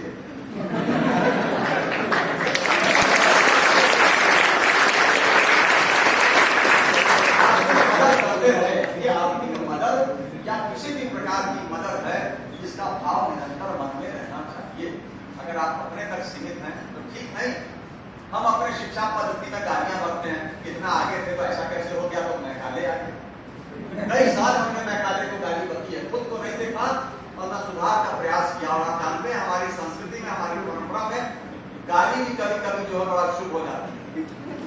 आपने पढ़ा होगा, मरा मरा एक होता था, बोला मैं राम नहीं बोलूंगा, मरा बोलूंगा, तो ऋषि ने कहा कि मरा ही बोल दो, तो मरा मरा मरा मरा मरा मरा बोलने लगा और राम राम निकल गया। तो मैकाले भी प्रसिद्धि प्राप्त कर गया जिसने हम लोगों को बर्बाद कर दिया। तो देश क्या कर रहा है? देश स्वतंत्रता के पहले भी शिक्षा में सुधार हुआ है, स्वतंत्रता के बाद भी सुधार हुआ है, आपने देखा होगा। और जो सुधार एक होता है 4849 में राधाकृष्णन के द्वारा, तो एक कमेटी बनती है राधाकृष्णन कमेटी, फिर कलकत्ता यूनिवर्सिटी कमीशन बनता है, इंटरमीडिएट वाला बनता है, और सब पॉलिसी आती है, संशोधन होता है उसका, उसके बाद 92 के आसपास। और अब फिर 2020 में एनईपी आई। एनईपी जो है उसका पूरा फॉर्म जो है नेशनल एजुकेशन पॉलिसी है। न्यू एजुकेशन पॉलिसी बहुत लोग बोल देते हैं चलके, नेशनल एजुकेशन पॉलिसी। उस पॉलिसी में जो अनफिनिश्ड एजेंडा है पुराना, उसको इसमें रखा गया। और इतना ही नहीं, उसमें केवल लक्ष्य दिखाया गया था, कैसे प्राप्त करें इसकी चर्चा नहीं। इसमें लक्ष्य भी दिखा रहे हैं, कैसे प्राप्त करें उसको भी बता रहे हैं, आने वाले समय में क्या चुनौती है उसको भी बता रहे हैं, कैसे उससे हम लोग बचेंगे। उसके लिए स्किल एजुकेशन, वोकेशनल एजुकेशन और शिक्षा में शुरू से जो सुधार है, बदलाव है, उसको प्रावधान किया गया है। मातृभाषा में शिक्षा होगी। अभी और चल रहा है प्रयास, बहुत सारे प्रयास चल रहे हैं। तो जो बच्चे का जो मस्तिष्क का विकास होता है एक सर्टेन पीरियड में होता है, एक निश्चित कालखंड है उसका, और कैसे वो ज्यादा सीखता है ये भी अध्ययन प्रमाणित करते हैं। हमारे यहाँ तो पहले ही था, नया भी मानने को वे बोलते हैं कि मातृभाषा में ज्यादा तेजी से सीखता। हमें गर्व भी होना चाहिए अपनी मातृभाषा में। अंग्रेजी बोलने से कुछ नहीं होता। अंग्रेजी बोलने का मतलब ये नहीं है कि आप बहुत बड़े विद्वान हैं। हमारे यहाँ जितना भी साहित्य है वो हिंदी और संस्कृत में है। हिंदी तो कम है, संस्कृत में ये सब है, लेकिन अगर वो उपयोगी है तो पूरा विश्व उसकी ओर देखेगा। अनेक तरह के सॉफ्टवेयर है, चाहे लेंस हो, चाहे गूगल में ट्रांसलेट है, जो कर ले रहे हैं। आप उसका पढ़ती देखिए बैठते हैं, ट्रांसलेशन हो जाता है, किसी भी भाषा में हो जाता है। तो बहुत सारी नई परिस्थितियां आपके सामने आ रही हैं, आप एक दिशा में आगे बढ़ रहे हैं। अभी हमारे सृजन वाले तो हमारे मित्र ही हैं। संयोग ऐसा है कि कल मैं जिस जगह था वो दिल्ली की एक बहुत बड़ी कोचिंग है, और उसका जो मालिक है वो मेरा ही स्टूडेंट है, मेरे अंदर PhD दीक्षांत। जब मैं दीक्षांत दृष्टि गई था, उन्हीं लोगों की गाड़ियों में, उन्हीं लोगों के आतिथ्य में मैं रहा। तो छात्र हैं हम लोगों के, उन्होंने भी सम्मान दिया, और आज हम लोग इसमें दूसरे आए हैं, दूसरी जो यहाँ पे बनारस में कोचिंग चलाते हैं। रास्ते बहुत खुले हुए हैं, ये भी आप मान के चलिए। और मैं आपसे एक बात जरूर कहूँगा, और मैं सबसे कहता हूँ जो सिविल सर्विस के एस्पिरेंट्स हैं, पहले नींव बना लीजिए, कभी प्रयास कीजिए, नहीं तो जिंदगी हो जाएगी खराब। और मैं प्रतिदिन ऐसे खराब जिंदगी वाले लड़कों को देखता हूँ, बहुत खुशी होता हूँ। वो सारे के सारे बहुत बुजुर्ग हो गए, अधिक उम्र के हो गए हैं, और अब रोजगार कर रहे हैं, क्योंकि वो बहुत दिनों तक एस्पिरेंट रहे। कई तो इंटरव्यू दिए, सेलेक्ट नहीं हुए, लेकिन आगे पढ़ाई नहीं की तो क्या करते, कहाँ सोच रहे थे इतना बड़ा अधिकारी बनने को, कहाँ चपरासी की नौकरी मिलनी मुश्किल होगी। तो आश्चर्य होगा कई उसमें से ऐसे लोग हैं जो क्वालिफाई कर चुके हैं लेकिन उन्होंने चपरासी के लिए आवेदन किया क्योंकि उसके आगे क्वालिफिकेशन उनके पास नहीं है। बीए करके ही चलेगा या एमए करके चलेगा। अब आप एक उम्र जब पार हो जाते हैं तो आप नेट क्वालिफाई नहीं कर सकते हैं, जेआरएफ नहीं हो सकते हैं, लेकिन परीक्षाओं को नहीं दे सकते हैं, योग्य नहीं है किसी पद को प्राप्त करने के लिए। तो एक देश पहले बना लीजिए, फिर भाग्य को आजमाने के लिए प्रयास कीजिए। सफल हो जाते हैं तो हमारी कामना, असफल होते हैं तो पुनः आइए वापस। लेकिन आप इस समय जिस युग में जी रहे हैं वो नॉलेज इकोनॉमी का युग है। अधिक से अधिक ज्ञान पैदा करो, अधिक से अधिक धन कमाओ, धन अवश्य कमाओ, लेकिन उन पर आदर्शवादी लोगों की ओर मत देखने की कोशिश कीजिए। समाज सेवा भी करनी चाहिए। समाज सेवा के लिए पहले अपनी सेवा भी जरूरी है।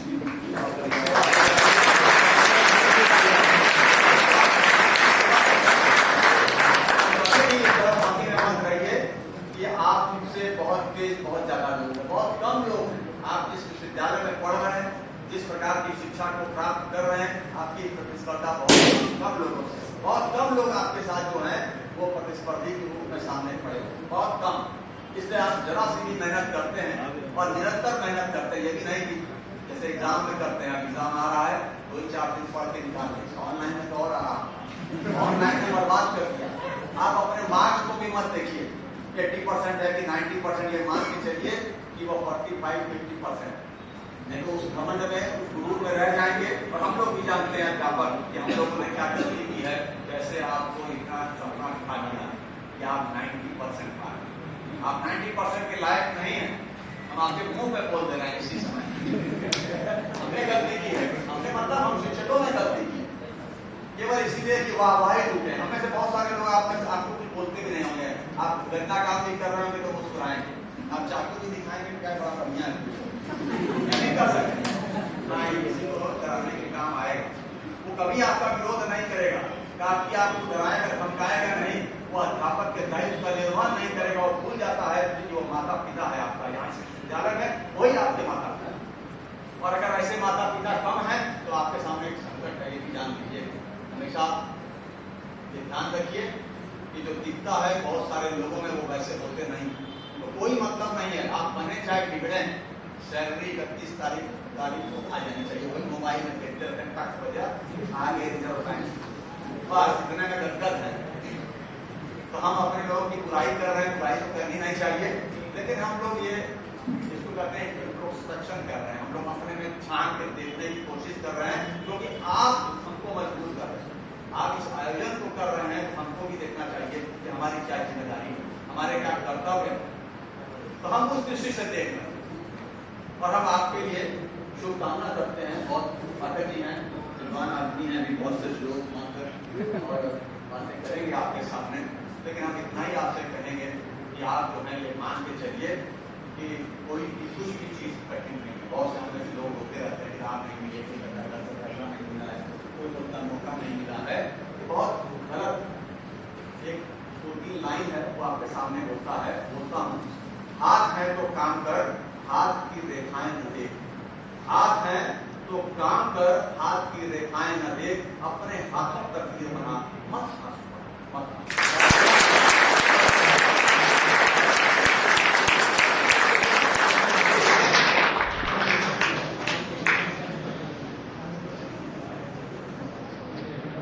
बहुत बहुत धन्यवाद सर। हमें आशा ही नहीं है, अपितु पूर्ण विश्वास है कि आपके सब एक अच्छा व्यक्तित्व संवारने में सहायक हो। कार्यक्रम की अगली कड़ी में मैं मंच पर आमंत्रित करने जा रहा हूँ शिक्षा जगत के एक ऐसे आचार्य को जिनका नाम भी लेने के लिए मैं अत्यंत छोटा हूँ। आप मेरे जैसे हर विद्यार्थी के लिए, हर एक जनरेशन के व्यक्ति के लिए प्रेरणा है। आपके सरल एवं स्नेह पूर्वक स्वभाव हेतु श्री रामचरितमानस की कुछ पंक्तियां अतिशयोक्ति है। हृदय सिंधुमति सीप समाना, स्वाति शारदा कहे सिदाना, जय कर सही बरबार विचारू, वो ही कवि मुक्ता विचारू। श्रीमान आर.पी. पाठक।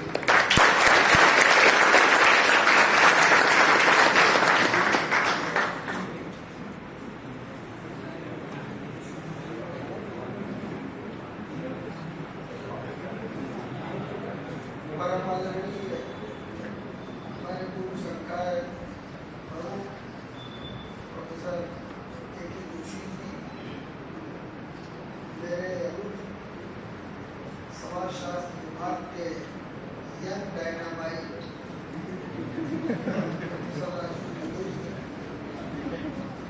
आलू बाबू से लेकर वो सारे लोग जो मुझे इनवाइट करना चाहते थे, आप सभी का मैं आभारी हूँ कि आपने मुझे भी मौका दिया। क्योंकि आजकल रिटायर लोगों को देख कर भी कई बार लोग रास्ता बदल देते हैं। जोशी जी भी उसी श्रेणी में हैं और इन्होंने जिस व्यक्ति की बात की, मैं विषय कर रहा हूँ, उन्हें केवल और बैगन ही नहीं दिया बल्कि उनको रीडर और प्रोफेसर भी बनाया। आगे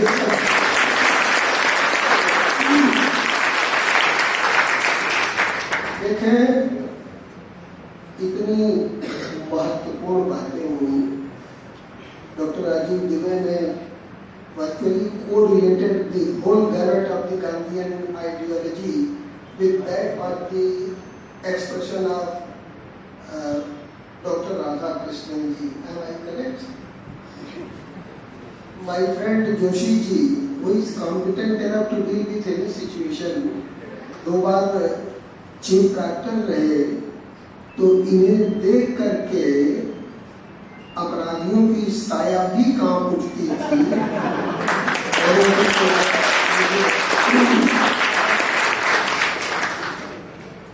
मित्रों, इतनी सारी बातें कही गई हैं।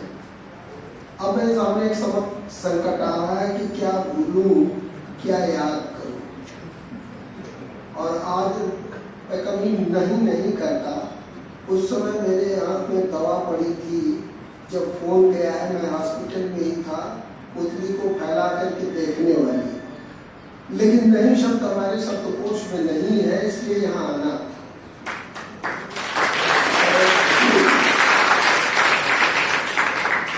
यह सही ही कहा गया है कि not gold but only men can make people great and strong.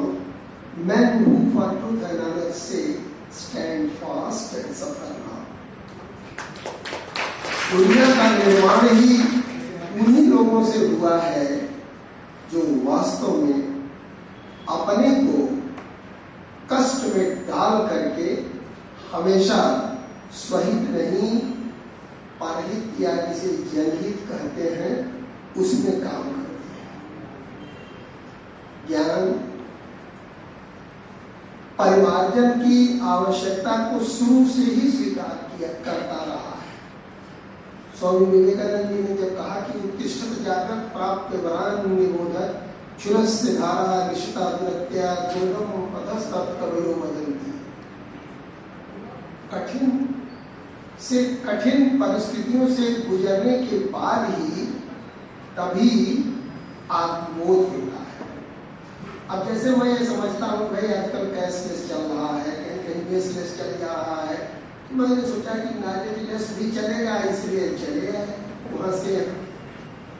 लेकिन इसको याद रखें, मैं राधा कृष्ण जी की कुछ बातों पर आऊँगा, क्योंकि enough has been said and almost all the points have been covered by 2 earlier speakers. तो मैं ये कहूँगा कि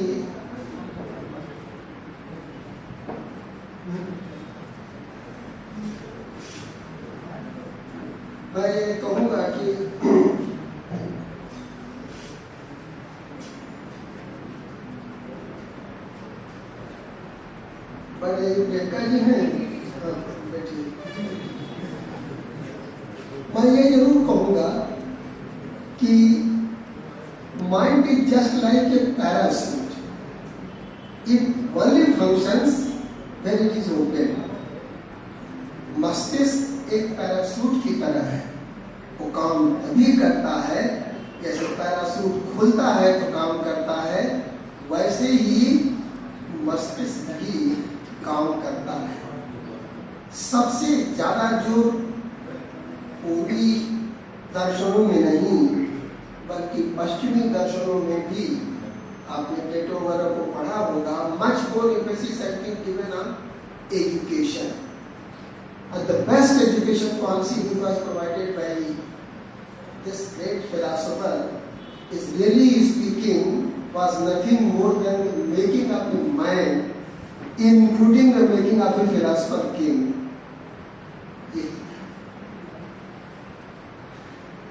आजकल थोड़ा सा संकट है और संकट ये खड़ा हो गया है कि आज के वर्तमान समाज में love is everything, money is nothing. Jackson को कोट कर रहा हूं, but unfortunately I love the money. संकट यहाँ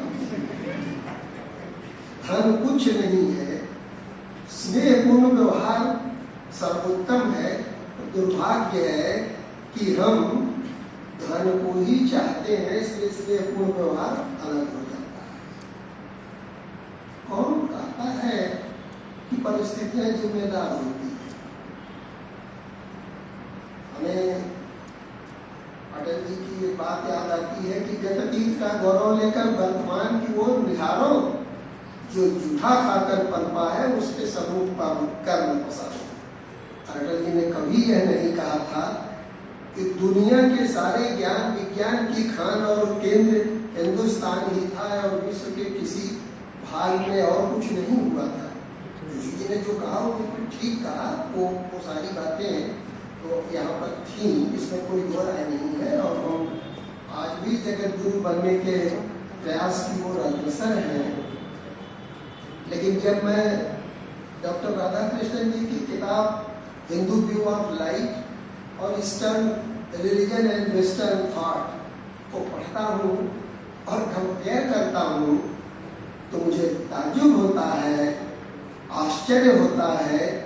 वो लोग जो फेसबुक यूनिवर्सिटी पर ये चलाते हैं कि राधा कृष्णन जी का शोध जो है वो कहीं से अवतरित किया गया था। ये व्हाट्सएप विश्वविद्यालय का बहुत ज़्यादा जोर देने की आवश्यकता नहीं है। On such special occasions we must remember from Maulana Abul Kalam Azad who said, क्या कहा उन्होंने, if a country is to become a nation of beautiful mind, three things are essential: the father, the mother and the teacher. शिक्षक का पद वेतन की विलुप्तता के लिए नहीं है और मैं वेतन का मतलब शिक्षक शिक्षण के गुरुतर उत्तरदायित्व को निभा ही सकता है। डॉक्टर संपूर्णानंद शिक्षा का उद्देश्य, जिन्हें बुला करके शिक्षा मंत्री बनाया गया था 1938 में। एक छोटा सा उदाहरण दे दूं कि 1977 में एक डिग्री कॉलेज के अध्यापक को 1000 रुपया मिलता था। छठे वेतन आयोग में उसे 82,000 रुपया मिला, जो उस समय के 1000 से 42 गुना ज्यादा था। लेकिन तब भी हमारा पेट नहीं भरा। इच्छाएं अनंत होती हैं। विवेकानंद जी ने कहा, उनकी पूर्ति जैसे ही करिएगा वो कृष्ण यजुर्वेद की तरह से, जैसे हवन में यज्ञ में जैसे हवन में आहुति डालेंगे और अग्नि प्रज्वलित होती चली जाएगी, उसका कहीं नियंत्रण नहीं। अच्छा तो बताइए आदमी कैसे बनेगा, कैसे बनेगा? कौन कहता है कि वातावरण मनुष्य को बना देती है? लंका में रावण ने वातावरण क्रिएट किया था, विभीषण तो उसी में थे। और राम राज्य में अयोध्या में कैकेयी वही थी। न कैकेयी आजीवन सुधर सकी और न विभीषण बुरे बन सके। इसका मतलब है कि इसको अपने अनुकूल बनाना चाहिए। आपकी जो प्रवृत्ति है, मैं कहता हूं बराबर की चित्त की अस्थिरता असफलता की पहली निशानी है। चित्त को स्थिर कीजिए और वो सकारात्मक सोच अपने अंदर ले आइए, इसके लिए हम लोग महापुरुषों को याद करते हैं। महामना ने डॉक्टर राधाकृष्णन जी विंसेंट स्मिथ चेयर पर प्रोफेसर थे फिलॉसफी के कलकत्ता यूनिवर्सिटी में, 21 साल तक उस पद पर रहे और उनको वहां से यहाँ अनुनय करके तब महामना ले आए। और बाकी इन्होंने क्या क्या किया ये सारी चीजें तो आप समझ ही रहे हैं। अब सवाल इस बात का उठता है कि अगर शिक्षा ऐसी न हो, जोशी जी ने उधर इशारा किया कि पहले आपको रोजगार भी चाहिए, रोजगार परक शिक्षा होनी चाहिए, ठीक है होनी चाहिए, लेकिन मैथिली शरण गुप्त ने भी तो कहा कि शिक्षित तुम्हारा नाश हो, तुम बस नौकरी के हित करिए। शिक्षा केवल नौकरी के लिए नहीं है, नौकरी उसका एक अपना लक्ष्य हो सकता है। इसलिए शिक्षा, शिक्षक और शिक्षार्थी तीनों को गंभीर होना पड़ेगा। हमारे यहाँ कहा गया कि काव्येष्टा वपोध्यानम स्वाद्निद्रा तथैव च अल्पाहारी गृहीतादि विद्यार्थिनाम पंच लक्षण। ये विद्यार्थी के लक्षण बताए गए, उसके लक्षण नहीं जो खुद विद्या की अर्थी लेकर के चलता हो, उसके लक्षण नहीं बताए गए। डॉक्टर राधाकृष्णन जी ने 3 बातों पर बहुत जोर दिया। इसके पहले कि मैं राधाकृष्णन जी पर आऊं, थोड़ा सा अपने प्रातः स्मरणीय सुविख्यात चरित्रवान और राष्ट्र निर्माता भावना पंडित मदन मोहन मालवीय जी का स्मरण कर लूं। महामना ने विश्वविद्यालय के उद्देश्य को इस रूप में नहीं रखा था कि उन्होंने कहा कि यहाँ के शिक्षित विद्यार्थी डॉक्टर, वकील, इंजीनियर वगैरह वगैरह ये तो बनेंगे, वो पश्चिम में प्राप्त होने वाली शिक्षा उसके क्या कहते हैं जो स्वरूप होंगे उनके बराबर तो होंगे ही, पर एक माने में सबसे अतिरिक्त होंगे, सबसे अलग होंगे, सबसे हट के होंगे और सबसे बढ़ के होंगे, वह है चरित्र। प्रथम यत्ने सत्रक्षेत वित्त में निचयाच अब क्षीणः विगतो क्षीणः रिक्तस्तु हतो हता। महामना जी ने प्रयागराज में अपने एक लेक्चर में कहा था, आचरण की रक्षा हर प्रयास करके करना चाहिए। धन संपत्ति लूटा पैसा हाथ की बैल है, आता है जाता है। धन चला गया तो उतना गंभीर संकट नहीं है, लेकिन आचरण चला गया तो सब समाप्त हो गया। If character is gone, everything is gone. इस विश्वविद्यालय की स्थापना में, इसकी जड़ में, इसकी नींव में, इसकी बुनियाद में महामना का वह स्वप्न था जिसमें चरित्र निर्माण सर्वश्रेष्ठ और सर्वप्रथम रखा गया। इसीलिए मैं बराबर इस चीज को कहता हूं कि इस चरित्र का जो निर्माण है उसका दायित्व शिक्षक के ऊपर है। और अगर शिक्षक, गुरुकुलों की चर्चा जो जोशी जी ने की, वो गुरुकुल इसी प्रकार की विधाओं से दीक्षित हुआ करते थे, लेकिन अब तो ऐसा तो नहीं है कि 22वीं शताब्दी में राष्ट्रपति 26 जनवरी को भले बग्गी वाले, घोड़े वाले बग्गी को बैठ जाए, बाकी तो सेना के हेलीकॉप्टर से उड़ेंगे। समाज बहुत बदल गया। अब उसका अर्थ इस संदर्भ में लेकर के देखना है कि जो नेशन बिल्डिंग की बात, जिस टैगोर की वो इशारा किया डॉक्टर दुबे, आप टैगोर को, गांधी जी को और जितने सारे लोग रहेंगे सब 1861 के बाद की पैदाइश है, ये ध्यान रखिएगा। वाल्मीकि जी से लेकर के और आगे तक। और 63 में विवेकानंद जी आए, 88 में 5 सितंबर को पैदा हुए राधाकृष्णन जी और 17 अप्रैल 1975 को उनकी डेथ हुई थी।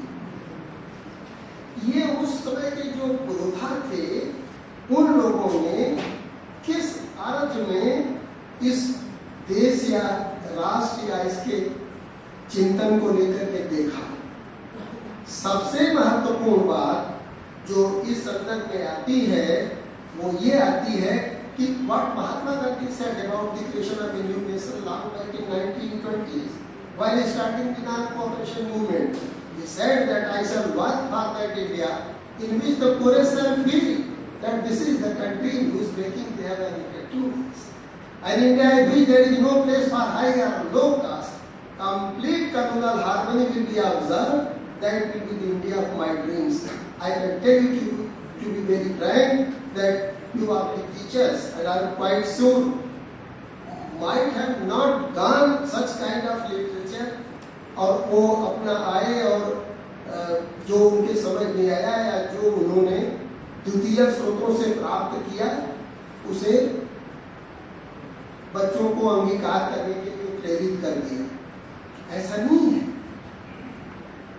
देश नारों से नहीं, देश विचारों से बनता है। विचार महत्वपूर्ण होते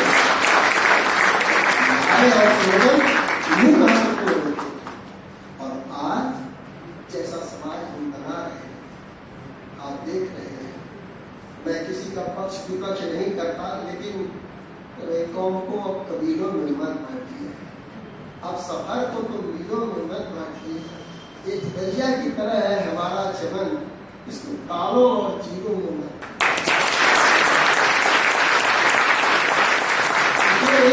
एक स्वर में रखना है और ठीक है, हिंसक प्रवृत्तियां कहीं होगी, मैं अभी आऊंगा अहिंसा की प्रवृत्ति पर थोड़े समय के लिए, लेकिन याद रखिए मारना हो किसी को मार दो एहसान से, क्या मिलेगा अगर किसी को मार ही तो जान से।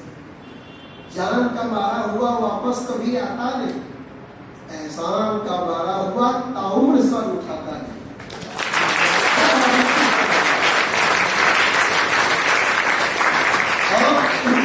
आज जिस प्रकार की चीजें चल रही हैं, मैं संयोग से एक दिन शशि थरूर जिन्होंने बहुत सारी किताब लिखी है, 23 किताबें हैं, Why I am a Hindu, मैं उसको पढ़ रहा था।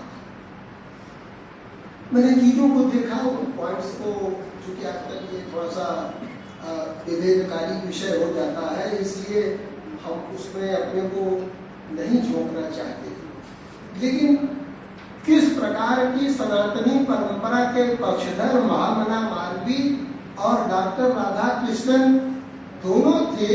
यही नहीं, उस समय के विश्वविद्यालय के जो दिग्गज प्रोफेसर हुआ करते थे, जोशी जी जानते हैं, उस सुंदर बगिया में जो क्या कहते हैं, उस बेहतर बस्ती के बच्चे हुआ करते थे, उन लोगों को फ्री ऑफ कास्ट पढ़ाते थे। और प्रोफेसर जोशी को याद होगा कि जो अभी बने हैं हमारे पूर्व वाइस चांसलर प्रोफेसर वाई6 भारती, उनकी पत्नी निःशुल्क वहां जाकर के जब तक वो किसी थे तब तक पढ़ाती थी, जबकि she was born and brought up in Japan and least acquainted with the Hindi language. Sometimes it was beyond our imagination कि how could she perform these kind of duties.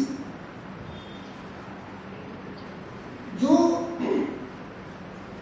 चीजें भारतीय चिंतन में चली हैं, जाति बैठी हैं, ये लोग विद्वान हैं उस विषय के, आप लोगों से उस पर चर्चा करेंगे।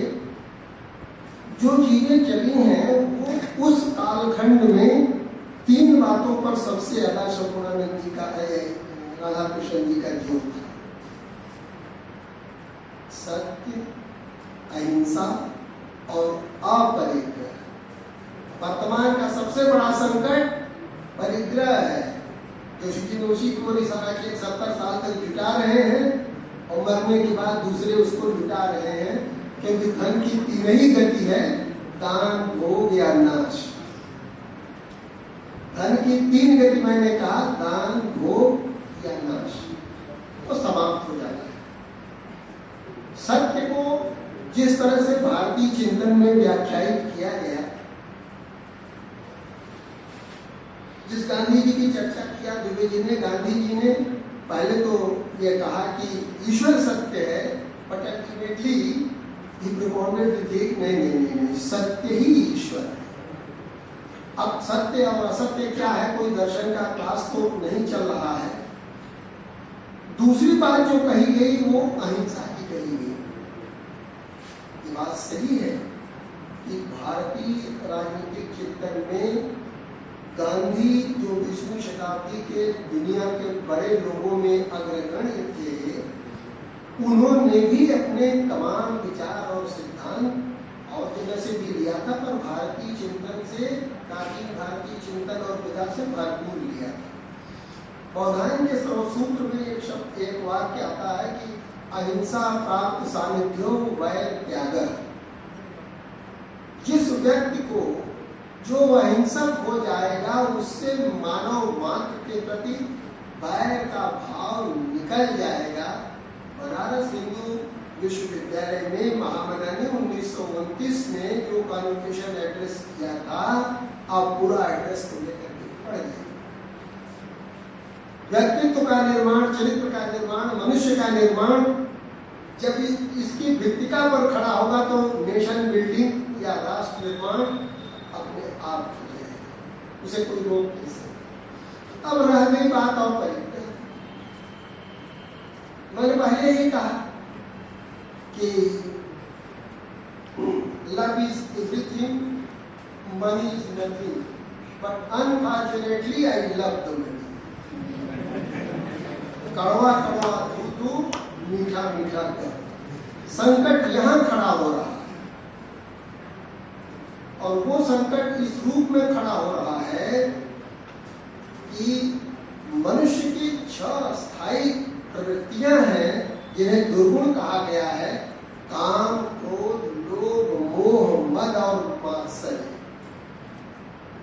उनका शमन करना पड़ता है। शमन के लिए यम, नियम और प्राणायाम बनते हैं। अगर उनका शमन नहीं होता है तो मनुष्य में तो वही प्रकृति है जिसमें वो पैदा हुआ है। आहार, निद्रा, भय, मैथुनश्च सामान्य वेतन पशुभिः नराणाम् धर्मो हि तेषाम् अधिको विशेषो धर्मेण हीना पशुभिः समानम्। धर्म का हमारे समझ से जो अर्थ है वो रिलीजन नहीं है, अंग्रेजी का, उससे बहुत व्यापक है। और यह धर्म धारयते इति धर्मम् यतो विदय निश्चय सिद्धि सधर्मम्। उस धर्म की बात मैं कर रहा हूँ जो धृति, क्षमा, दमोस्त्यम, शौचम, इंद्रिय निग्रह, धीर, विद्या, सत्यम, क्रोधम, तष्टम धर्म लक्षण। हिंदू शास्त्रों में कभी भी धर्म का अंतिम लक्षण नहीं बताया गया। अगर आप में से कोई जानता होगा मुझे बताइएगा तो मुझे बड़ी प्रसन्नता। इस परिग्रह को अभी लोग पुराने समय की बात करते हैं। कितना गंभीर चिंतन था हमारा जो इस पर सोचता था। माइकल सैंडल, वो द्विवेदी और जोशी सब लोग जानते होंगे। माइकल सैंडल जो इतने बड़े प्रोफेसर थे, उन्होंने मार्केट इकोनॉमी और मार्केट सोसाइटी में जबरदस्त अंतर किया। अब इसको कुछ इस तरह से समझिए कि बच्चों को हम लालच देंगे कि देखो ये चैप्टर पूरा तैयार कर लोगे एक्सरसाइज से ही, तो आते समय तुम्हारे लिए वो 50 रुपए वाला वो ले आएंगे, क्या कहते हैं, चॉकलेट। अब बच्चा उस 50 रुपए के चक्कर में, चॉकलेट के चक्कर में थोड़ा रियाज कर रहा है, लेकिन अगर ले जाते समय आप भूल गए तो वो सबसे ज्यादा उसको क्या होगा, शौक लगेगा। आज के समाज में हम ऐसा काम कर रहे हैं, ये जो मार्केट इकोनॉमी तो समझ में आती है, ये अतुल कोहली वगैरह ने इस पर काफी काम किया है, वो वहाँ है यूएसए में, लेकिन सोसाइटी पूरी की पूरी केवल मार्केट पर खड़ी हो जाए, बड़ा कष्टकारक है। आवश्यकता के अनुसार चीजों को पैदा कर दिया जाए, यह बाजार है। और चीजों को बना बनाकर आवश्यकता बढ़ाई जाए, यह बाजारवाद है। बाजार से हमें सहमत होना है, बाजारवाद से थोड़ा सोच समझ करके तब रिश्ता रखना है। लुबुलुबा अगर हम ये कहें कि मनुष्य के लिए जीवन में दोनों दोनों चीजें समान रूप से उपलब्ध हो के भारतीय चिंतन में है। श्रेयश्च प्रेयश्च मनुष्य में तत्व सिंपरीत विविरक्ति धीरा। भारतीयों ने आदर्श ये रखा कि इस दुनिया में लुभाने वाली और इस दुनिया से एक ट्रांसेंडेंटल वैल्यूज की ओर ले जाने वाली चीजें, ये दोनों उपलब्ध है। It is up to you to decide on this. और केसी कुमार स्वामी की किताब जो है spiritual authority and temporal power in Indian theory of state, you might have gone through the book, आप पढ़िए सब और देखें। मैं ये नहीं कहता कि विद्यार्थियों के जीवन में उनके भविष्य में कोई रोजी रोजगार इस तरह की योजनाएं और लक्ष्य न हो, ये तो अनिवार्यता होंगे ही और होना भी चाहिए। लेकिन व्यक्तित्व का निर्माण, मनुष्य का निर्माण और सबसे बढ़कर चरित्र का निर्माण शिक्षा का यही लक्ष्य होना चाहिए। यही लक्ष्य बनारस हिंदू विश्वविद्यालय का था और किसी भी विश्वविद्यालय का यही लक्ष्य होना चाहिए। मैं इन्हीं दो चार बातों के साथ अपनी वाणी को विराम देता हूँ। जय हिंद, जय भारत।